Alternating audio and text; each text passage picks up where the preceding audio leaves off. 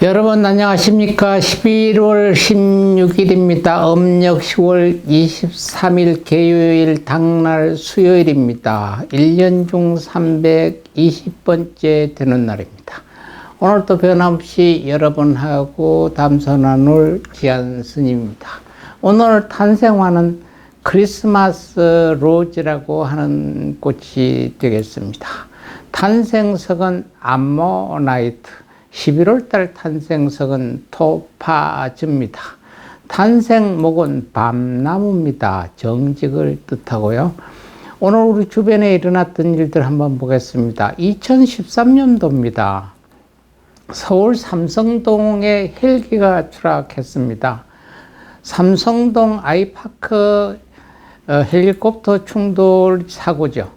사고 또는 서울 삼성동 헬기 추락 사고는 2013년 11월 16일 아침 김포국제공항을 출발하여 잠실로 향하는 헬리콥터가 삼성동 아이파크 아파트 건물로 돌진해 충돌 및 추락한 항공사고입니다. 원래는 잠실 헬리패드에서 LG전자 임원을 태우기 위해서 김포공항에서 이륙하여 시계 비행을 하며 잠실로 향하던 중 서울 강남구 삼성동 영동 대로변에 있는 삼성동 아이파크 아파트 건물로 돌진해 충돌 및 추락한 항공사고가 일어나 2명의 사망자, 기장, 부기장이 발생했습니다. 불행 중 다행으로 아파트 주민들은 사상자가 없이 아파트 창문만 파손된 일이 일어났던 날입니다. 기념일 한번 보겠습니다. 오늘 세계 관용의 날입니다. 인터내셔널 데이라고도 얘기하고 폴터레인이라고도 이야기합니다. 제2차 세계대전 종전 50주년, 유엔 창설 50주년, 유네스코 현장 채택 50주년을 맞던 1995년 11월 16일 제28차 총회에서 제정됐습니다. 당시 총회에서 관용의 원칙에 관한 선언을 채택하고 이날을 세계 관용의 날로 정한 겁니다. 우리 주변에 생일을 맞이하는 분 한번 보겠습니다. 지나셨던 분입니다. 조선시대의 학자 유성룡 씨입니다. 1452년 11월 17일 1907년 5월 31일에 사망하신 조선 중기의 문신이며 의학자이며 저술가였습니다. 경상도 의성 외가에서 태어나서 간성군수 유공장의 손자이고 황해도 관찰사 유중령의 처남이기도 합니다. 어린 시절 한양으로 올라와 지냈다고 하는데 이때 충무공 이순신과도 아주 친밀하게 유년 시절을 보냈다고 합니다. 한양에서 살 무렵에는 지금의 충무로에 살았는데 지금 또 충무로에 서해길이라는 길이 있고요. 그곳에 유성룡의 집터라는 표시학이 있습니다. 20대 퇴계 이황의 제자가 되고 책을 읽을 때 한 번 눈을 스치면 환히 알아볼 산자도 잊어버리는 일이 없을 정도로 머리가 좋아 이황의 수제자로 명망이 높았고요. 이황도 천지 소출자라 이 사람은 하늘이 내린 사람이다라며 높이 평가했다고 합니다. 동인이 남인과 북인으로 갈라졌을 때 남인의 영수였으며 임진왜란 때 행정과 군수를 총괄한 전시재상이자 전랑이 끝난 후 정비록을 쓴 것으로 아주 유명한 분입니다. 대중적으로 이순신의 친구이자 후원자로도 알려져 있고요. 후일 안동으로 낙향해서 1604년 응가하던 안동 하회마을이 수해를 입는 바람에 하회마을에서 풍산 서미동으로 옮겨 살았으며 1607년 음력 5월 6일 그곳에서 세상을 떠났습니다. 그의 죽음을 전해지자 숭례문 상인들이, 지금의 남대문 상인들이죠, 철시를 하고 애도를 표했다고 합니다. 백성들은 유성룡이 아니었다면 지금쯤 한 명도 살아나지 못할 것이라고 하며 슬퍼했다고 합니다. 청렴했던 탓에 집안에 재산이 없어서 백성들이 제수용품을 차려 장례를 지냈다고도 하죠. 묘소는 경상북도 안동시 풍산읍 수 1리에 있고요. 1589년 먼저 사망한 아내 전주 이씨와 합장되어 있다고 합니다.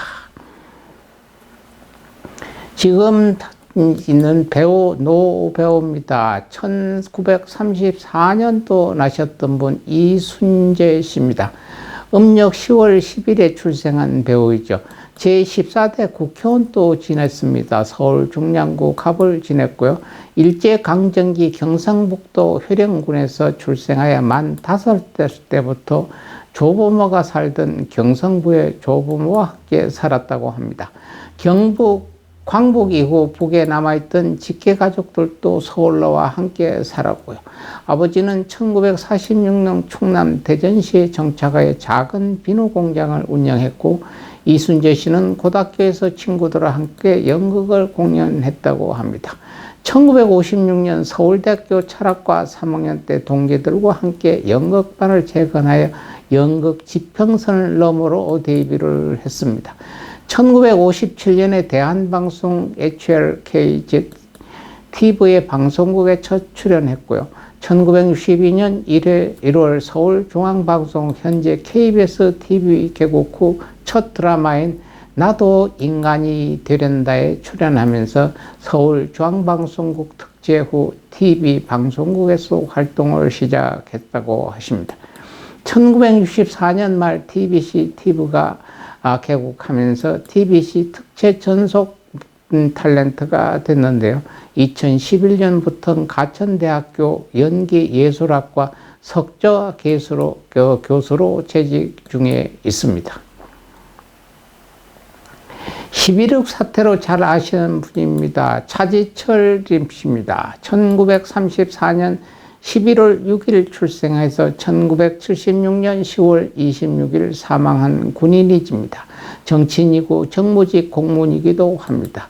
제4공화국 박정희 유신 정권에서 1974년부터 1979년까지 대통령 경호실장을 역임했으며 당대 정권의 실세로 통했습니다. 10월 26일 사건에서 박정희 대통령과 함께 김재규 중앙정부부장에게 저격돼 생을 마감했죠. 차지철 씨는 1934년 11월 6일 경기도 이천에서 아버지 차수찬의 3녀 중 차남으로 출생했습니다. 1961년 공수특전단 예하 중대장의 신분으로 박정희가 주축을 구성한 5.16 군사정변에 가담했습니다. 1976년 10월 26일 현장에서 차지철은 박정희 대통령에게 부산 마산 사건은 차라리 그까짓 학생이건 야당이건 전차로 깔아뭉개면 되니 걱정 마십시오 각하라고 했다고 합니다. 이 소리가 끝나자 김재규는 차지철을 향해 바로 총을 발사했다고도 전합니다. 배우 이순재 씨와 동갑입니다. 또한 한날에 태어났습니다. 그러니까 동갑이고 생일도 한날이 되겠습니다. 배우 유진입니다. 유진의 본명은 임유진입니다. 1972년 11월 16일 서울 태생 배우죠. 그는 해군 수병으로 복무를 했고요. 1996년 서울방송 현 SBS 공채 6기로 데뷔를 했습니다.